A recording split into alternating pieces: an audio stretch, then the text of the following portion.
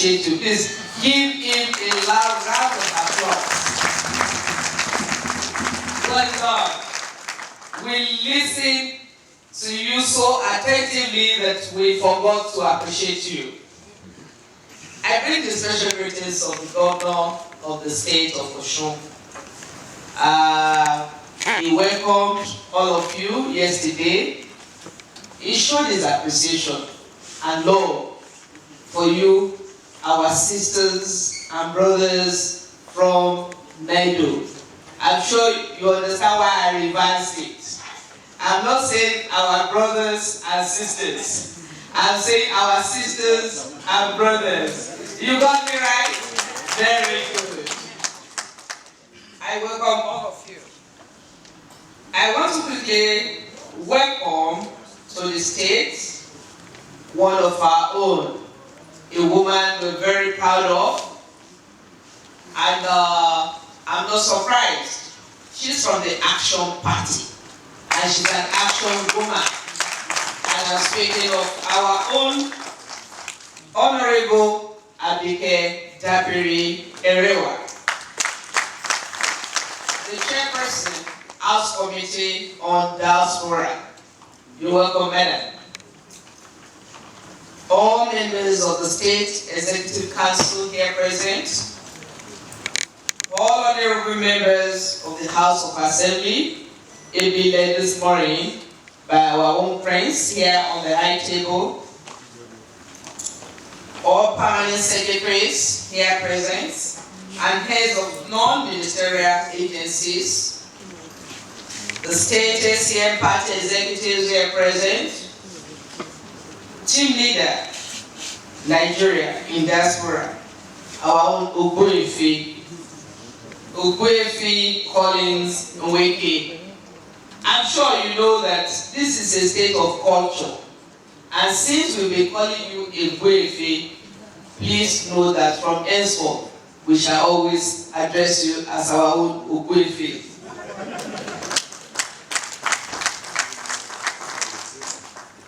The Secretary General, Osun Descendants in Canada, our amiable Kemi, we welcome you back home. That's Mrs. Kemi Amushon, and all the members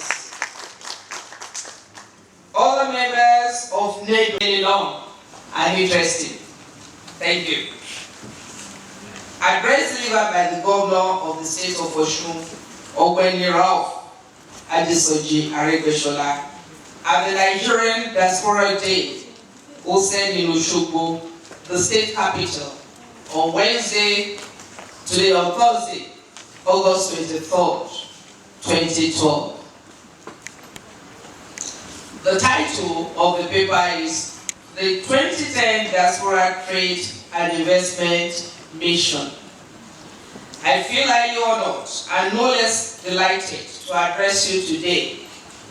I feel honored because of standing before an eminent group of Nigerians and world-class businessmen and women. And I feel delighted because the state of Osun is hosting the first of its kind joint trade mission of Nigeria in the diaspora. The mission, tagged 2012 Diaspora Trade and Investment Mission, is particularly exciting because it offers mutually beneficial opportunities for all of you and for the state of Osun, over which I have the fortune of presiding. I should therefore like to recognize the efforts of Nigerians in Diaspora Organization, NIDO-E, in coordinating the mission. I must not neglect to acknowledge the support for the mission of diaspora Nigerian bodies across the world, spanning Africa, Asia, Europe, and the Americas. In this regard, I express gratitude to NIDO Ivory Coast, NIDO Singapore, and Nigerian professionals in Canada. I do sincerely wish your efforts will achieve its intended development and beneficial objectives for you and for the wonderful people of the state of Osun and for Nigeria at large.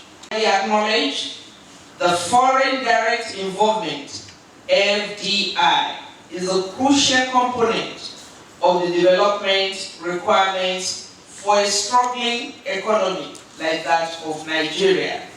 It is also true that for a third world country that is lucky enough to have them, successful compatriots in the diasporas are a key source of this crucial financial investment. To be sure, for many developing nations, remittances from their country folks abroad, especially from Europe and America, have been an important source of financial succor. And not a few of these countries factor such remittances into their annual fiscal planning. If this is so, then one can easily imagine development impact on the local economy of FDI, which is a lot more certain and much more productive than remittances. This mission is also significant for another reason. It shows that Nigerians, both home and abroad, are a good people. And we are, at the same time, a lucky country. Lucky for being populated by brilliant, creative, dynamic, and restless people who would break all odds to achieve great things in life. Lucky because we are compatriots in the diaspora, in spite of their successes, do not spite or scorn their countries. They are bending over backwards to help lift the nation out of the woods of poverty and underdevelopment. This show of patriotism and fellow feeling is one message being underscored by this mission, and we are fully appreciative of this in the state of Osun. However, beyond loyalty to one's country and compassion towards one's people, business and investment are issues that are more grounded in rationality rather than emotion. In the final analysis, investing hard-earned money is a matter of dispassionate analysis and calculation. It is underpinned by shrewd cost and benefit assessments, which candidly is also an indispensable part of this mission. Thus, it is only proper to also emphasize that the state of Osun has a lot to offer in the area of good investment opportunities and returns. Essential to the investment calculus are certain factors which, in spite of the challenges of the Nigerian environment, we believe are present in our dear state. In the area of resource potential, the state of Osun is a blessed heaven. The state is primarily an agrarian society that is favored with fertile soil, which supports a diverse range of agricultural products, both cash and food crops. These include yam, maize, cassava, millet, plantain, and rice. Cocoa and palm produce are our main cash crops. At current production level, Osun is second only to Ondo State in cocoa production. Our numerous food crops offer huge potentials for the development of agro-allied industries. These will not only yield good return in investment, they will occasion life-changing transformation for our people. Beyond the gari and fufu that we eat in the state. Packaging cassava as an industrial product can create thousands of jobs in the formal and informal sectors and bring in the much needed foreign exchange. The same goes for yam and maize. These are industrial crops though. However, our primary goal is to feed our people and make our state the food hub of the Southwest. There's also the human resource dimension of our investment climate. The state abounds with youthful population, with necessary education, energy, and creativity to make the most of job opportunities. We have men and women who are good, honest, hardworking, resourceful, and ready to put in good work for good wage. So indeed Omoluabi, and as an offshoot of that, the state of Osun is perhaps the most peaceful and secure in the whole country. A secure and peaceful place is also an investment-friendly environment.